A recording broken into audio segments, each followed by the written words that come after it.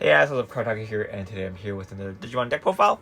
Today we'll be doing a deck profile on the Dukemon deck from the new set BT02. So without further ado, let's get right into the deck. So for the level 2s, we are going to be running 4 Digimons.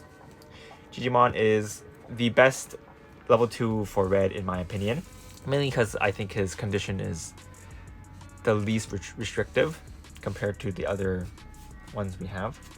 Next, we also have 4 Dukemons for level 6. Dukemon is a card that's not super easy to use. You need to build up your opponent's trash in order for you to get the ball rolling.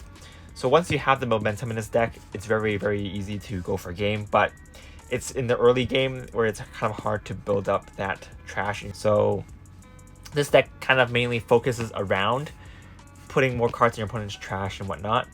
Honestly, I think Dukemon is better used as a tech or a backup for Greymon deck. But since this is a Dukemon and Dukemon is my favorite Digimon, I just had to build a deck around him. So next, we are also running Organic Dramon. Running 2 of them. This has an on-play effect or on-summon effect. When summoned, you can destroy all your opponent's level 4,000 power or less Digimons. And he also has a +1 security attack. So he's kind of good for chasing damage if you need to, and it's also very good against rush decks, rookie rush decks. So we're running 2 of those. For the level 5s, we are going to be running 4 Gallantmon or War Gallantmon.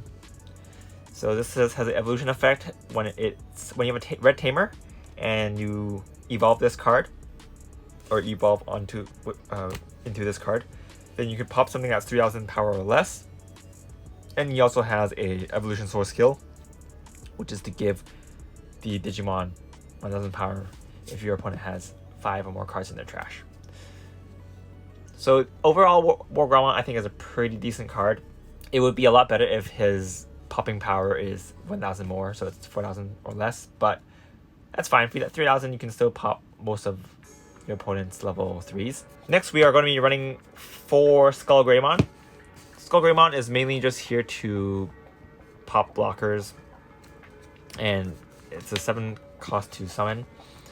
So when you summon it, and then you go into Dukemon the next turn. This card is extremely good against black decks. If your opponent has a fully built up War Greymon on the field and you just pop Skull Greymon, bye bye, and that's 5 cards in the trash already. So it's pretty good for that. So I guess this deck is just mainly really good against purple and black decks. Against blue and red, there's other ways to combat against them, but we'll talk about that later. So next we are running 4 Gallantmons.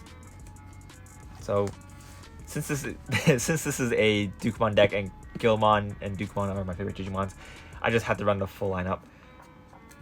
Gallantmon, when it's attacking, it's an evolution source skill. When you're attacking, you can pop something 2,000 power or less. 2,000 power doesn't have a lot of targets, but there's some very, very key targets that you can pop, like the on-summon Gabumon Draw 1, as well as the Searcher Agamon. So those are played in a lot of meta decks, so if you can pop those, that's pretty good. Next, we are running 4 Dark Tyranimon. Mainly we're running this because it's 1 cost to summon, and it has a pretty decent base, so if your opponent's rookie rushing you, they're probably going to crash, even if your opponent attacks with a champion level 4. A lot of times they're going to crash too. So benefits of running vanillas. If they crash, that's more cards in their trash, and that's a benefit for you. So it's good. Next, we're running 4 Core Dramon. This is just a blocker. You want to defend yourself so you can build up your opponent's trash while you stall for a bit, and blockers will help you stall. Next, we are running 4 Gallantmons. So Gallantmon is my boy. Very, very cute Digimon in a related line. Honestly though, if you want to have a more consistent card, you might want to consider running the Agamon instead. The reason why I'm running Gallantmon instead, besides him being my favorite, is that his base power is higher, so he won't get popped by your opponent's Growlmons. And since Gallantmon has a different name than Agamon, we are running Agamon in this deck. So if you're playing against decks that have Omegamon, if you're running two different sets of Agamons, they all might get popped with Omegamon if you have a lot of them on the field. So this kind of prevents that from happening. So next we are running 4 of the Tamer Search Agamon. We're running this because you need to have a Tamer on the field in order for you to activate most of your card effects. Next we're running 4 Piyomon. Piyomon is here just because she's a 2-cost to summon. The 4 cost to evolve on the Dukemon does kind of hurt the deck a bit, but if you're starting at 3 cost and you have nothing to do, then you can just summon this Piyomon. You still have 1 cost left, so you can use it to evolve your Dukemon. That way, if your opponent has a Tamer, it'll make their memory gauge go to 3, so you're not missing out on any memory. Whereas if you are summoning a level 3, your memory gauge goes to 0, and if you evolve Dukemon, it'll go to 4, so you'll give them 1 extra memory to use, which is not the most optimal play. So Piyomon is here for that. Next we are running 4 Taichis, mainly running him just because he helps you go to 3 memory, and he gives you extra security attacks, which does help sometimes. More security attacks means more cards in their trash. More cards in their trash means you can activate Dukemon skill faster. Next we are running 2 of Volcanic Flare, sorry. And this card just is a 3 cost and it pops 4,000 power or less Digimons. Pretty decent. 3 cost is it's mostly a 1-for-1, but if you have nothing to do on that turn, then you can use it. And also maybe get rid of your opponent's plays or setups. Next we're running 2 Final Elysian. This card is just here because it's a 6 cost, so it's 2 cost less than Gaia Force, which is good sometimes because if you only need to pop a 8,000 power Digimon, then you don't want to waste 2 extra memory to use it. So you can kind of pop blockers and whatnot with this. And we're going to be running 4 Gaia Force. So Gaia Force is here just to pop anything. This is your main method to combat against Omegamon decks. So if they are attacking with Omegamon, you can pray that you have a Gaia Force in your security, or if you have it in hand, you can use it. Sometimes using this and then just popping an Omegamon is worth it, even though it's 8 memory. And if they're playing Omegamon, it's a big chance that they have a lot of cards in their evolution sources.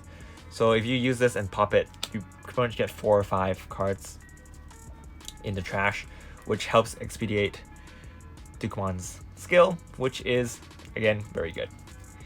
So that's pretty much it for this deck. It's very straightforward, I guess.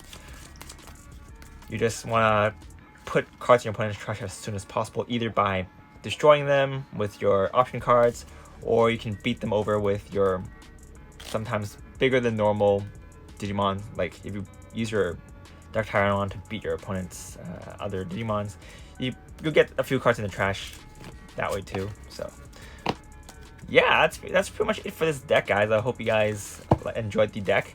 If there's any questions or if you have any more optimal cards you want to run, let me know.